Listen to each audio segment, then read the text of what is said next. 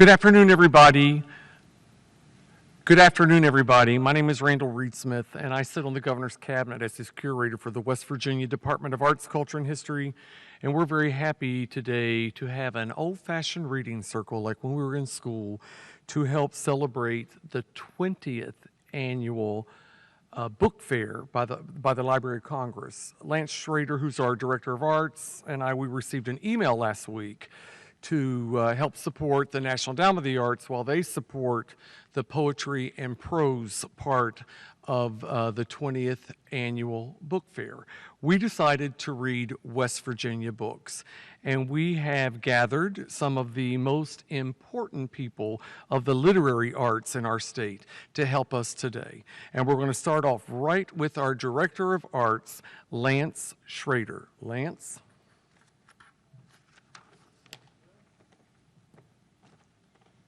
Speaking of poetry, Bill Lepp, this is his anthology of Inept, Impaired, Overwhelmed, Tales from West Virginia and Beyond. He is the host of our annual Poetry Out Loud competition that we have at the state. The excerpt I'm going to read is Mayhem Dressed Like an 8-Point Buck. At some point in my life, I will not learn not to go along with Skeeter Barth's ideas. Ever since his family moved down from Pennsylvania, the year we both turned 4, Skeeter and I have been next-door neighbors. Since that fateful day, there has not been a moment when either of our mothers rested easy, and it was all because of Skeeter's cockamamie ideas. Take deer season our senior year, for example. Skeeter showed up at my house at 3:30 in the morning wearing a grin so diabolical that I should have pled illness and stayed in bed. But instead, I gave him a cup of coffee and listened to his plan. To skip ahead, our day ended early, about 7 that morning, with the two of us parked on the shoulder of Main Street receiving citations from an important public official for the heroic deeds we had accomplished. All the while, a pack of astonished onlookers shouted accolades. The only problem was that the heroic deeds were only heroic in our eyes. The important public official was Sheriff Hasbro.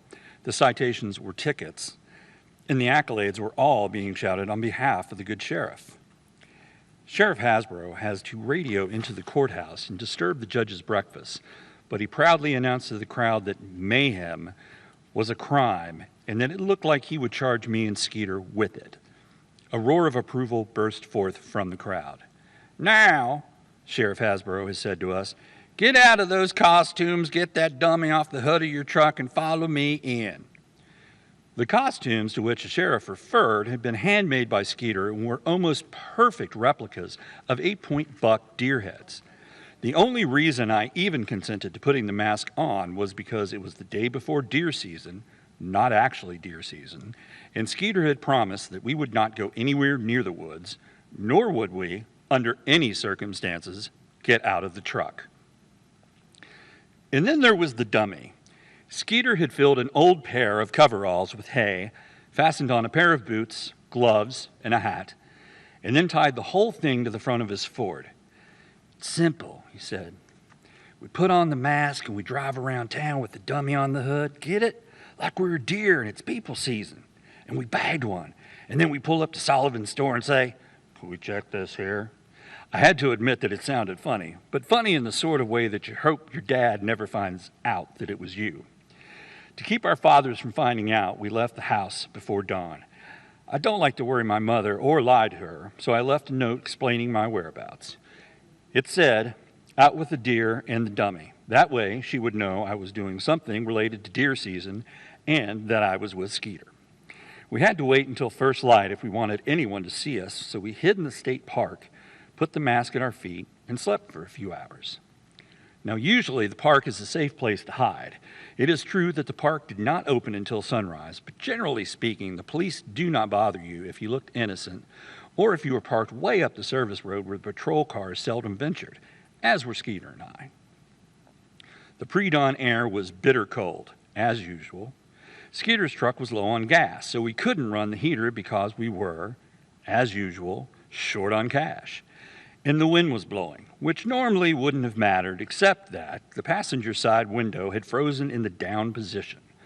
Before long, there was frost on the windshield, frost on the dummy tied to the hood, and frost in our veins. The only way to stay warm was to put on the deer mask. We woke up to the sound of a car horn. Someone was sitting in their car facing us, their bright lights on.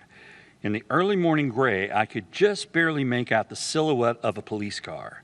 Of all the days in the year, this would be the day the cops decided to check out the service road. The driver's side door opened slowly, and Sheriff Hasbro cautiously advanced toward us, his flashlight drawn.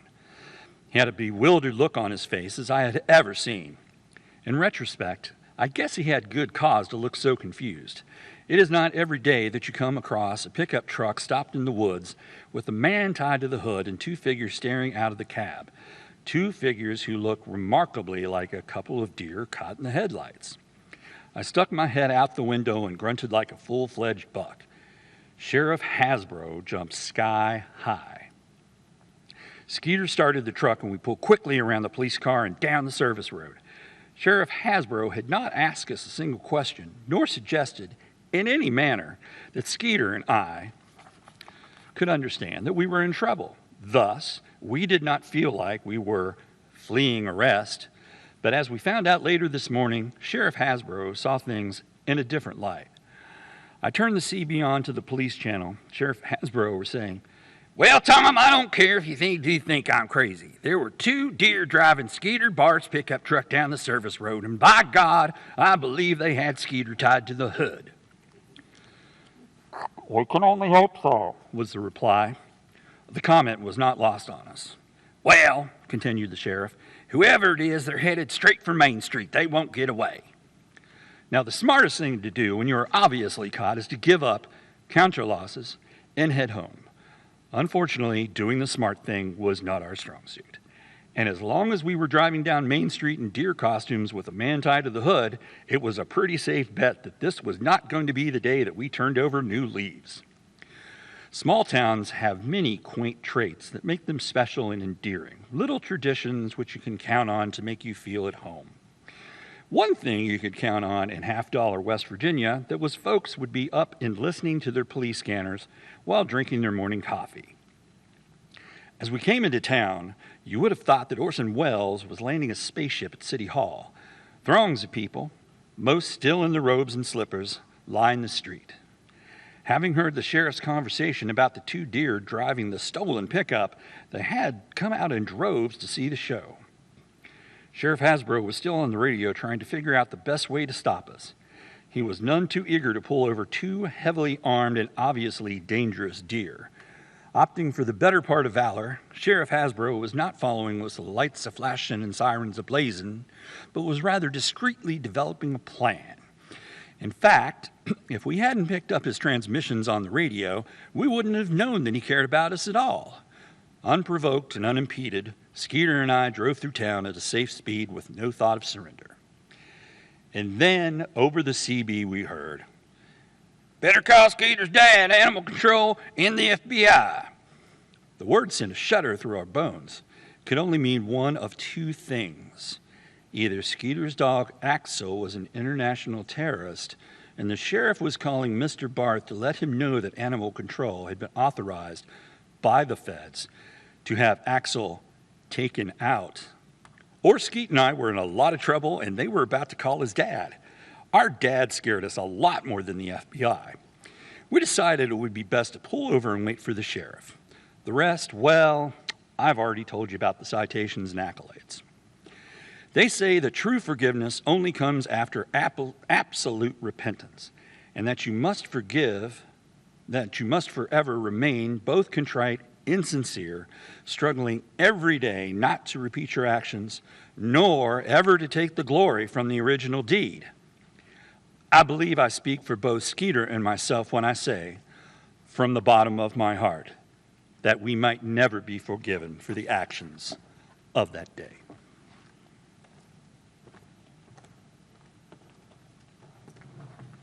Thank you, Lance. Now we have with us from probably one of our most important partners throughout the state, Lisa Dunmeyer from the Tamarack. And Lisa is going to come and read And what's important about the Tamarack is if you want to buy a lot of West Virginia books, that's where you can buy them.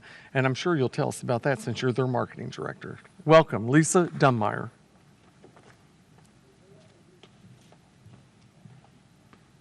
Hi there. As Randall mentioned, we have a lot of great books at Tamarack, all by West Virginia authors. The one that I've chosen to read today is called M is for Mountain State. This is written by Mary Ann McCabe Riley and illustrated by Laura J. Bryant. Climb to the top of letter A. Allegheny Mountains point the way to a place that you can go and admire the beauty down below. What's the buzz about letter B and the animals it features? Black bears, birds, and honeybee, and lots of other creatures. If you see the letter C or a dome glistening in the sun, you'll know you're in our capital, the city of Charleston. Drummers make a distinct sound. Dirt is formed into a sacred mound. These help us discover letter D and our state's special ancestry. Educators teach us about letter E, like a man named Booker T. And Eleanor Roosevelt gave us a sample of how to educate by example. F is for the flag. That tells you a lot about our state. It displays so many symbols that make West Virginia great. Look through a window, take in the view. Glass bottles, vases, and even marbles too. It should be very clear to see that glass begins with letter G. Letter H happens to be for historic towns, once raided by a man named Brown.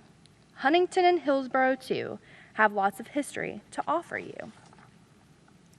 Letter I is for industry, coal and salt, and even trees. Fuel to keep us nice and warm and provide safe shelter from the storm. Anna Jarvis helps us celebrate J. She honored her mom on a special day. And now, throughout the entire land, we tell our mothers we think they are grand. Not every word you read is an easy word to say. Kanawha, for example, is the word for letter K. A valley, a river, and a county, too, all called Kanawha, just to name a few. A landmark's lost but can be found. Look above and below the ground. Find Lost World Caverns, Lewisburg, and letter L. They're located near each other, as you can tell. M may appear like mountains, peaks reaching for the sky. Our nickname is the Mountain State. It's easy to see why. Wondering if there's life on Mars or anywhere among the stars? Visit this place that begins with N. With great frequency, return again. Olympic athlete and all-around O, Mary Lou Retton sure put on a show. The smiling gymnast made us stand and cheer. 1984 was certainly her year. Presenting a page with plenty of P's, and the only state with 2 of these. Panhandles, that is, both north and east, make unique boundaries, to say the least. Did you think you would see a quilt or perhaps a quilting bee? Seems as if you always knew quilts would represent the letter Q. Rafting on rivers brings us rapidly to R. With so many rivers, you can travel far. We can use them for fun and recreation. Rivers are also important for transportation. Strong and solid, you wouldn't expect less from the sturdy letter S. Seneca rocks stand proud and tall, nature's very own climbing wall. Trees that give us lots of wood. Trees with apples that are oh so good. Trees with names that sound so sweet make letter T a special treat. Now it's time to take a turn. Letter U for a place to learn. Universities are a place to cheer, especially when you're a mountaineer. Vandalia gatherings for letter V, a celebration filled with glee. Music and dancing and lots of fun, something to enjoy for everyone. What in the world could be better for you than a visit with wonderful W? Welcome to West Virginia's White Sulphur Springs, a place to relax and enjoy many things. Letter X lets you know you're near a place a train might go. Excitement builds as locomotives climb. up steep hills and back in time. Soaring high in the sky is where we find the letter Y, and Chuck Yeager could be found flying faster than the speed of sound. Sum it up with zenith, the mountain's very top. Letter Z seems to be a very good place to stop. From here we can see from A to Z an almost heavenly view, and the inspiring beauty that West Virginia offers you.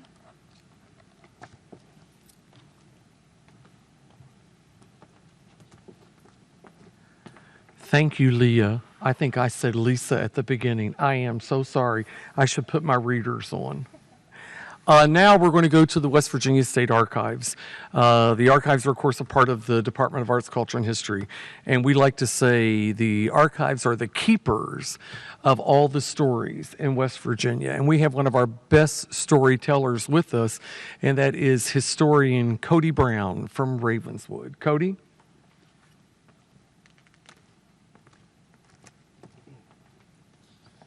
Thank you, Commissioner.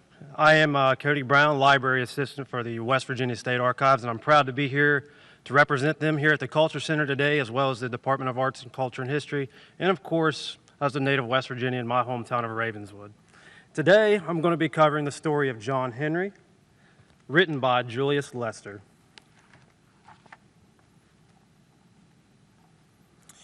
You have probably never heard of John Henry. Or maybe you have heard about him but don't know the ins and outs of his comings and goings. Well, that's why I'm going to tell you about him. When John Henry was born, birds came from everywhere to see him.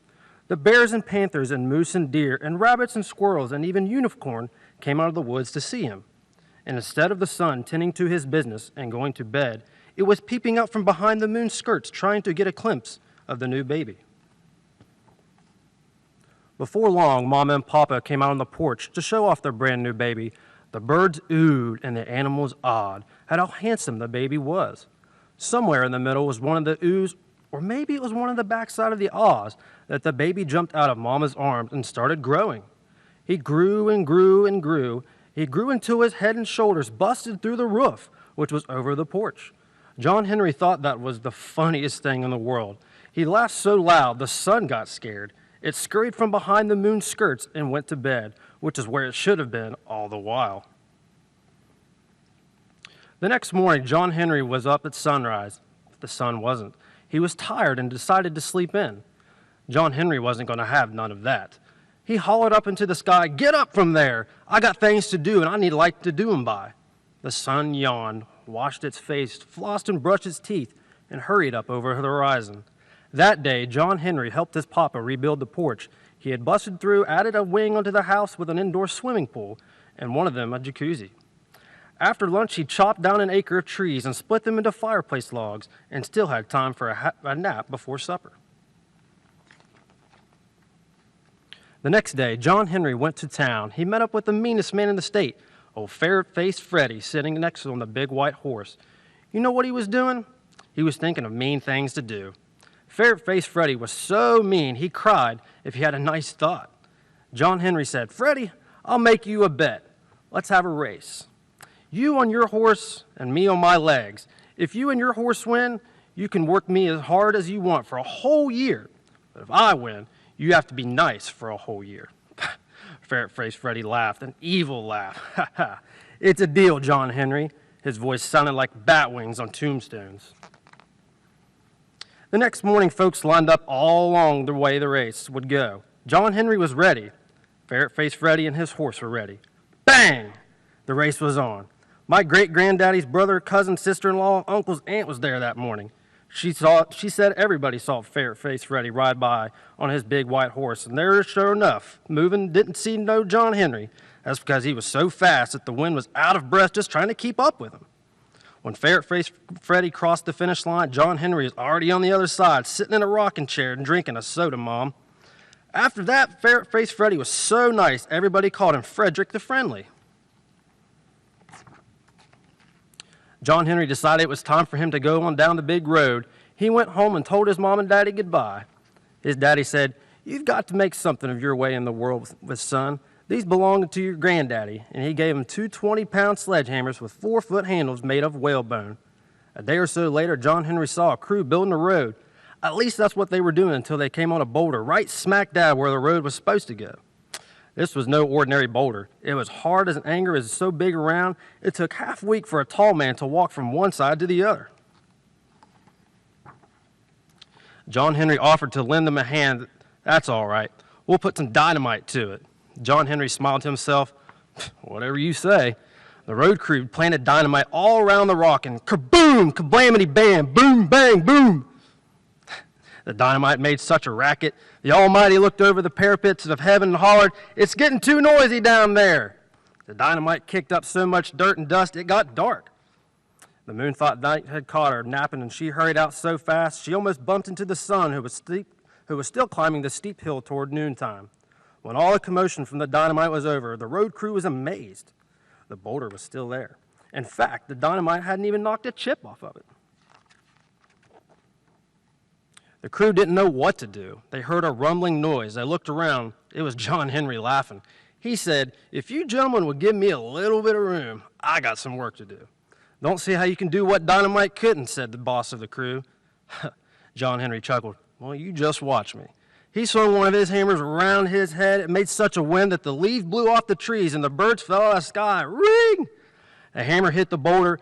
That boulder shivered like you would on a cold winter morning when it looks like the school bus is never going to come. Ring! The boulder shivered like the morning when freedom came to the slaves. John Henry picked up his other hammer. He swung one hammer in a circle over his head. As soon as it hit that rock, bang! The hammer on his left hand started to make another circle. Ring! Soon the ring of one hammer followed the ring of the other one so closely it sounded like they were falling at the same time. Chips and dust were flying from the boulder so fast that John Henry vanished from sight. But you could still hear his hammers ring, ring. The air seemed to be dancing with the rhythm of his hammers. The boss of the road crew looked up. His mouth dropped wide open. He pointed out to the sky. There in the air above the boulder was a rainbow. John Henry was swinging the hammers so fast he was making a rainbow around his shoulders. It was shining and shimmering in the dust and grit like hope that never dies. John Henry started singing, "I got a rainbow, ring, ring, tied around my shoulder, ring, ring. I ain't gonna rain, oh, it ain't gonna rain, ring, ring." John Henry sang and he hammered in the air, danced in the rainbow, shimmered and the earth shook and rolled from the blows of the hammer. Finally, it was quiet. Slowly the dust cleared. Folks could not believe their eyes. The boulder was gone. In its place was the prettiest and straightest road they had ever seen. Not only had John Henry pulverized the boulder into pebbles, he had finished building the road. In the distance where the new road connected to the main one, the road crew saw John Henry waving goodbye. A hammer on each shoulder, the rainbow draped around him like love. John Henry went on his way. He had heard that any good man with a hammer could find work building the Chesapeake and Ohio Railroad through West Virginia. That was where he had been going when he had stopped to build the road. The next day, John Henry arrived at the railroad. However, work had stopped. The railroad tracks had to go through a mountain, and such a mountain. Next to it, even John Henry felt small. But a worker told John Henry about a new machine they were going to use through the tunnel through the mountain. It was called a steam drill. It can hammer faster and harder than 10 men, and it never has to stop. The next day, the boss arrived with the steam drill. John Henry said to him, "Well, let's have a contest. Your steam drill against me and my hammers." Man laughed. "I've heard you were the best there was, John Henry, but you can't even out-hammer a machine." "Well, let's find out," John Henry answered. Boss shrugged. "Don't make me never know mine. You start on the other side of that mountain, and I'll start the steam drill over here. Whoever gets to the middle, first is the winner." The next morning was all still. The birds weren't singing and the roosters weren't crowing. When the son didn't hear the rooster, he wondered if something was wrong, so he rose out a couple minutes early to see. Once he saw a mountain as big as hurt feelings. One on one side was as big as a machine hooked up to hoses. It was a belching smoke and steam. As the machine attacked the mountain, rocks and dirt underbrush flew into the air. On the other side was John Henry. Next to the mountain, he didn't look much bigger than a wish that wasn't going to come true. He had a 20-pound hammer in each hand and muscles as hard as wisdom in each arm. As he swung through them in the air, they shone like silver, and when the hammers hit the rock, they rang like gold. Before long, tongues of fire leaped out with each blow. On the other side of the boss of the steam drill felt the mountain shudder. He got scared and hollered, "I believe this mountain is caving in." From the darkness inside the mountain came a deep voice. It's just hammers sucking wind. Just my hammers sucking wind. There wasn't enough room inside the tunnel for the rainbow, so it wrapped itself around the mountain on the other side where John Henry was. All through the night, John Henry and Steam Drill went at it.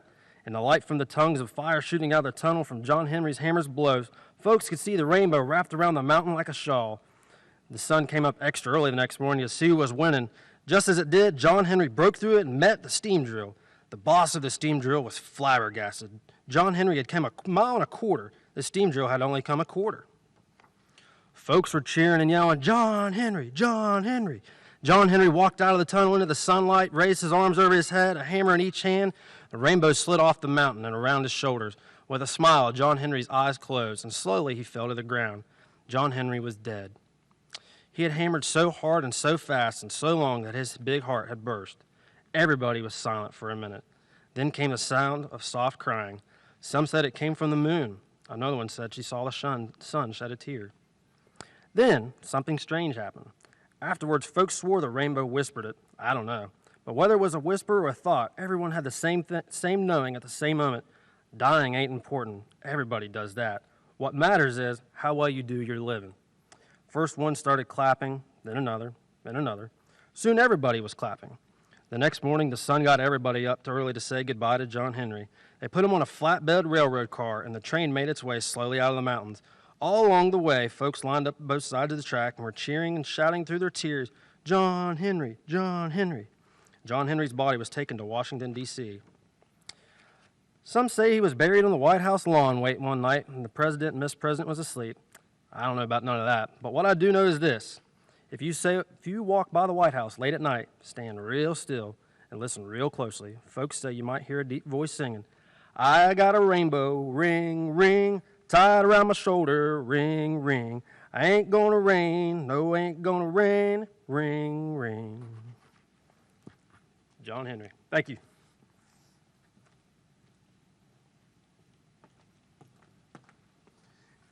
Thank you, Cody. In West Virginia, we are very fortunate that Governor Justice and First Lady Kathy Justice are huge supporters of the arts, and they're very committed to making sure that we get the very best education for our students. And most importantly, they love kids. So from the Governor's Mansion today, representing the First Lady, we have the Executive Director of the Governor's Mansion, Vicki Shannon, and she's from Williamson. Vicki.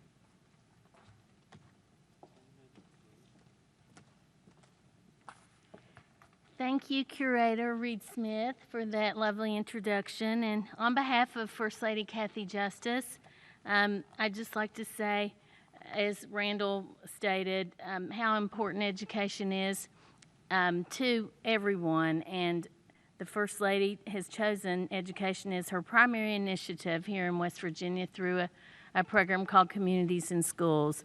And we surely do appreciate everything that the Library of Congress and the NEA do to support programming in West Virginia. And Cody, you're a hard act to follow, you and John Henry, but I'm going to give it a whirl. The book that I'm reading today is called Rocks in My Pockets. To start at the beginning, the Woods family lived on a farm on top of the highest mountain in these parts, away up where the wind is your neighbor all year round. The farm was on old rocky soil, but it was the best the family could afford, and so they worked out a living any way they could. They'd raise knee-high corn and walnut-sized potatoes and call them a good crop. You'd hear no complaints. Their house was drafty, their animals skinny, and their clothes patched out of what was at hand. But one thing they all did have was pockets, and that was mighty important, for in the pockets they carried the rocks. Rocks? Yes, rocks. Every morning when they'd set out to work, Father and Mother, Grandpa, and Tommy and Jenny, Father would always say, Be sure ye put some rocks in your pockets now. Put them rocks in your pockets, or the wind will be likely to blow ye away." And he was right, for the wind did blow fierce across their mountaintop fields. So Father and Mother and Grandpa and Tommy and Jenny would all pick up the rocks and carry them in their pockets off into the fields, and not a one of them was ever blown away. The rocks were a lot of fun, too. Tommy and Jenny would often play pass with them or hide and find games. And even Mother and Father and Grandpa would frequently worry the stones around in their pockets. "Just good to know they're there," Grandpa would say.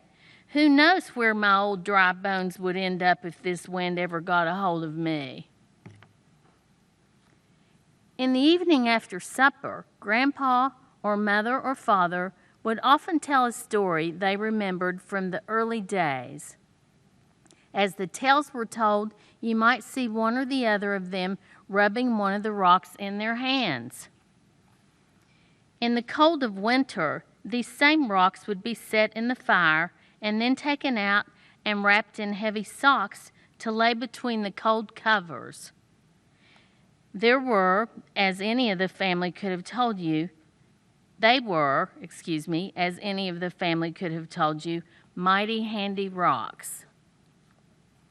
There was always a heap of them, smooth and slick, strewn by the chimney, gleaming from all the rubbing and polishing they got. But once, after a hard winter and a miserable spring, the rocks became more than handy. They became, well, you'll see. One day in early summer, a couple of high, fancy ladies from the city came by looking for antiques, for what might impress their neighbors. But the Woodses didn't have much in the way of antiques. Nope, Father Wood said they didn't have anything to sell. But just one of the ladies noticed the pile of rocks by the chimney. "My, but aren't those beautiful?" exclaimed the one. "Indeed," the other echoed. And they were kind of pretty, slick as glass, bright as the stars, with colors in them that just showed right through. Well, we've never seen stones like this before. What kind are they?" asked the first. "Well, I don't really know them by any name. They're just plain old rocks." "Would you sell them to us?" "Well, I don't really have any reason to sell them to you." "Oh, but we'd pay you a fair price. They're kind of rare now, aren't they?" Well, Father Woods began to catch on then, and he said, "Well, yes, maybe they are. You don't see many of this kind where you come from, I guess." "What would you take for them?" the ladies asked sweetly. And then he told them a reasonable price, and they paid him. And were those ladies thrilled. From the way they talked, there wouldn't be anybody in all of Pittsburgh or New York or wherever they came from that had stones like these. So they went back to their homes, put their stones on display, and bragged all over them. Now I'm going to stop here and leave you in suspense, because I think I'd like to encourage everyone to visit your local libraries and check books out, and check this book out. I think your families would enjoy it for generations to come. And also, please remember to visit your local bookstores. Thank you so much.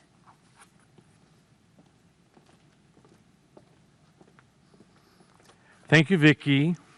And as we go from the governor's mansion to the governor's tunnel, we are very fortunate to have with us today the governor's Deputy Chief of Staff, Ann Vincent Erling.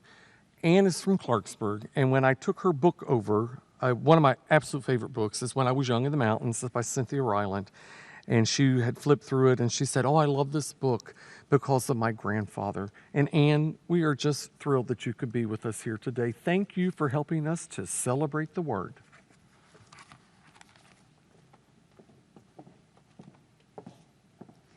Thank you, Randall. As the mama of 3 and as now a nana of a 4-year-old, it's my pleasure to get to come here and read with y'all today. Get to spend a lot of time doing that. My book is called When I Was Young in the Mountains by Cynthia Rylant. And yes, my grandfather was a coal miner, and I remember being a little girl in Farmington, West Virginia, and listening every day to the radio to see if that was the day he was going to get to go into work that day. When I was young in the mountains, Grandfather came home in the evening, covered with black dust of a coal mine. Only his lips were clean, and he used them to kiss the top of my head. When I was young in the mountains, Grandmother spread the table with hot cornbread, pinto beans, and fried okra. Later, in the middle of the night, she walked through the grass with me to the Johnny house and held my hand in the dark. I promised never to eat more than 1 serving of okra again. When I was young in the mountains, we walked across the cow pasture and through the woods carrying our towels. The swimming hole was dark and muddy, and we sometimes saw snakes, but we jumped in anyway. When I was young in the mountains, we pumped pails of water from the well at the bottom of the hill and heated the water to fill 10 tubs for our baths. Afterwards, we stood in front of the old black stove, shivering and giggling, while Grandmother heated cocoa on top. When I was young in the mountains, we went to the church in the schoolhouse on Sundays, and sometimes we walked with the congregation through the cow pasture to the dark swimming hole for baptisms. My cousin Peter was laid back into the water and his white shirt stuck to him, and my grandmother cried. When I was young in the mountains, we listened to the frogs sing at dusk and awoke to cowbells outside our windows. Sometimes a black snake came in the yard, and my grandmother would threaten it with a hoe. If it did not leave, she used the hoe to kill it. 4 of us once draped a very long snake, dead of course, across our necks for a photograph. When I was young in the mountains, we sat on the porch swing in the evenings, and Grandfather sharpened my pencils with his pocket knife. Grandmother sometimes shelled beans and sometimes braided my hair. The dogs lay around us, and the stars sparkled in the sky. A bobwhite whistled in the forest. And when I was young in the mountains, I never wanted to go to the ocean, and I never wanted to go to the desert. I never wanted to go anywhere else in the world, for I was in the mountains, and that was always enough. And as we say in my family, the end.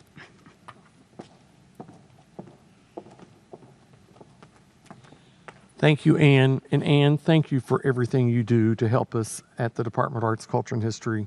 You keep us going, and I know your love for the arts and culture, and we really appreciate working with you.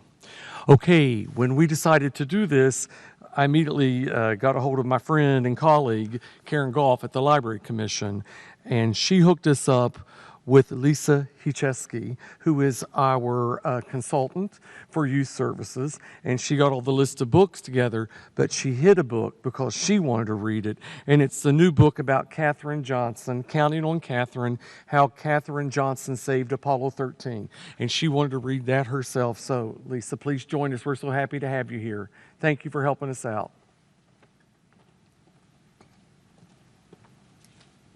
It was my pleasure to help you out because I am a very big supporter of reading to children. My mother did that to me when I was very young, and I think she's the reason I'm a librarian.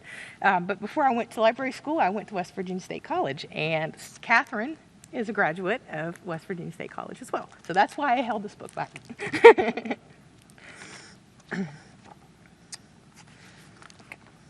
Katherine loved to count. She counted the steps to the road.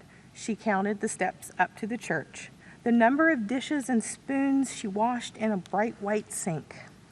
The only thing she didn't count were the stars in the skies. Only a fool, she thought, would try that. Even so, the stars sparked her imagination. What was out there? Katherine yearned to know as much as she could about numbers, about the universe, about everything. Katherine's boundless curiosity turned her into a star student. She was so bright, she skipped 3 whole grades. She catapulted right past her brother. He wasn't too happy about that. By the time she turned 10, Catherine was ready for high school. But back then, America was legally segregated by race. Her town's high school didn't admit black students of any age. Catherine burned with fury. She wanted more than anything to keep learning.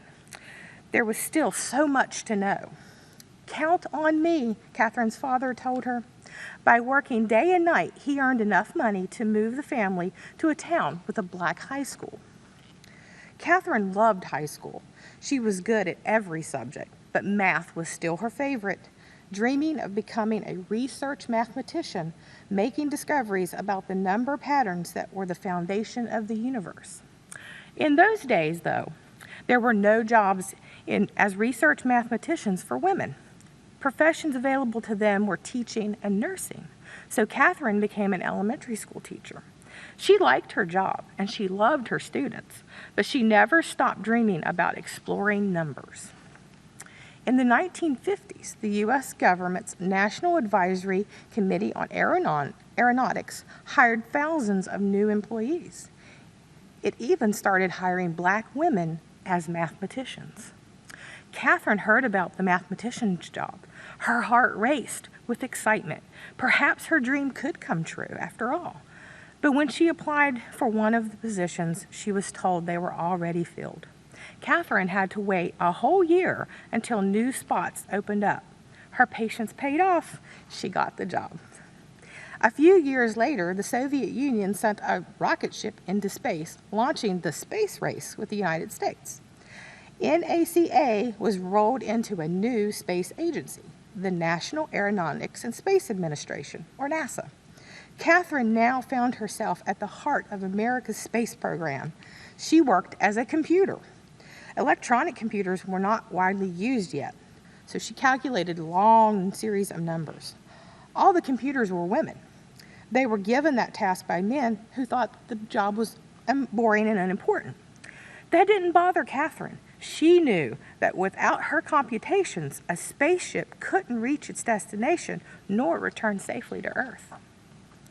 Catherine's reputation for accuracy and strong leadership skills, she was known for asking plenty of questions, got her promoted to Project Mercury, the new program designed to send the first American astronaut into space.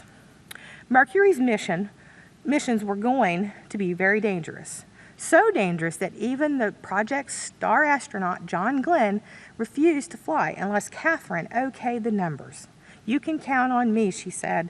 Glenn's spacecraft, Friendship 7, orbited the Earth 3 times, returned safely home, and Glenn became a national hero. Catherine was promoted again. Now she was asked to calculate the flight paths for Project Apollo, the first flights to the moon. "Count on me," she said. On July 20th, 1969, the Apollo 11 astronauts walked on the moon. Their feat was celebrated around the world. More triumphs followed. Apollo 12 rocketed to the moon in November of 1969. Apollo 13 launched April 11th, 1970. But on the 3rd day of the Apollo mission, the worst thing happened: an explosion in space. Could the crippled spaceship make it to the moon? And if it didn't, would it be able to make it safely back to Earth? The 3 astronauts aboard were in grave peril. Commander Jim Lovell told the mission control, "Houston, we've had a problem." Back on Earth, Catherine Johnson got a phone call. Her flight path calculations would have to be done all over again, and perfectly.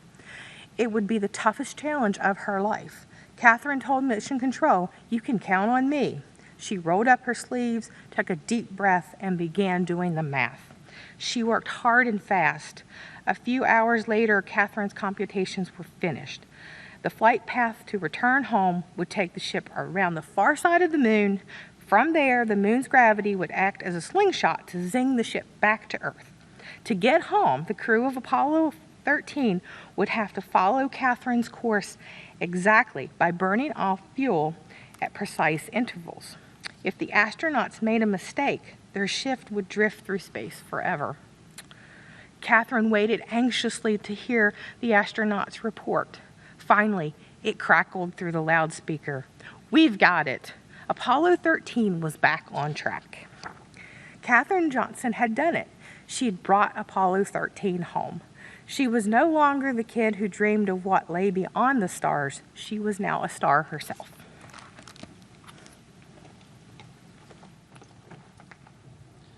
Thank you, Lisa. Words, words, words. Books, buildings, broadband. These words have been stressed to me the past 2.5 years by our Secretary of the West Virginia Library Commission, Karen Goff. At the Department of Arts, Culture, and History, yes, arts, that's our main focus, but the literary arts are in safe hands with our Secretary of the West Virginia Library Commission, Karen Goff. Karen?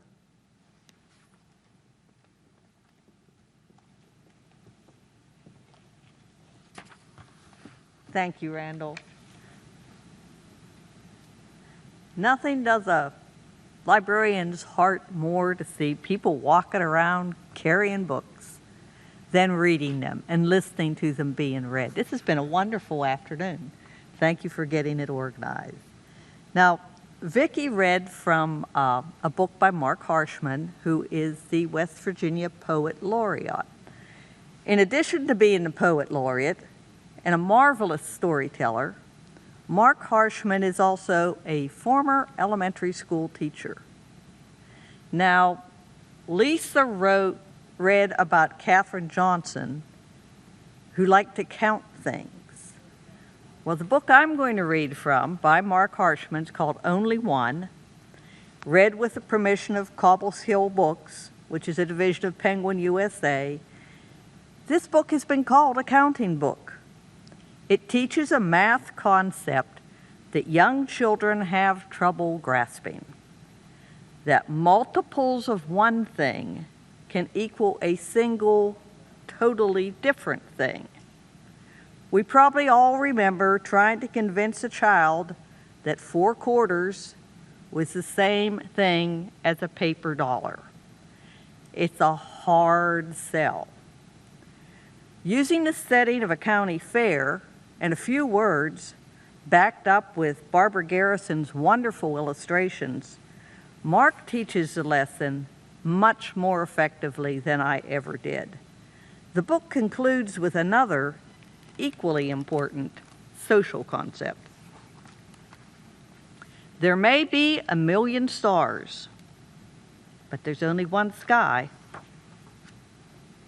There may be 50,000 bees, but there's only one hive. There may be 500 seeds, but there's only one pumpkin. There may be 100 patches, but there's only one quilt. There may be 12 eggs, but only one dozen.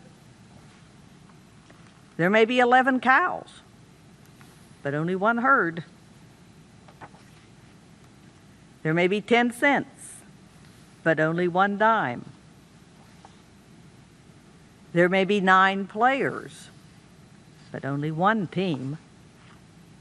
There may be 8 horses, but only one merry-go-round. There may be 7 peas, but only one pod. There may be 6 jewels, but only one necklace. There may be 5 babies, but only one nest. These were baby rabbits. There may be 4 wheels, but only one wagon. There may be 3 musicians, but only one trio. There may be 2 ropes, but there's only one swing. But the best thing of all is that there is only one me, and there is only one you. Thank you again for this afternoon.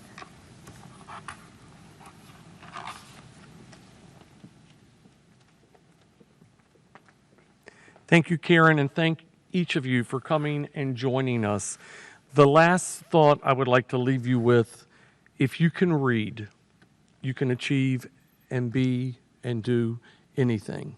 So go get a book and read. Thank you all, and I want to say thank you to Educational Broadcasting Authority for helping us film.